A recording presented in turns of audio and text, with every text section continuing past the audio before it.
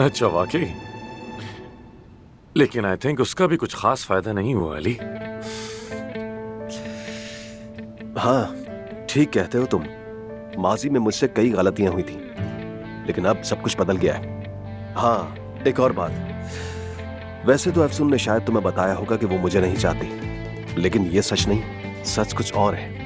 क्योंकि अफसून को खुद नहीं पता कि वो क्या चाहती है। तो आखिर उसे कैसे मालूम होगा?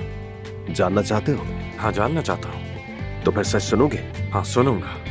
आज रात मैं अफसून को खाने पर ले जाऊंगा। टेबल पर उसके पसंदीदा फूल और कैंडल्स रखूंगा। उसे पुरानी खुशियों की याद दिलाऊंगा, बल्कि शायद माजी की गलतियों पर माजरत भी करूंगा मैं उससे। और देखना, वो मेरी तरफ वापस लौटेगी। और मुझे इस बात का पूरा यकीन है, क्योंकि अफसून को सिर्फ मेरे जैसा इंसान ही चाहिए जो उसे अच्छी तरह समझता हो।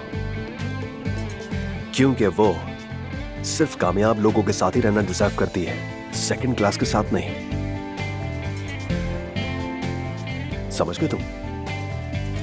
चलता हूं।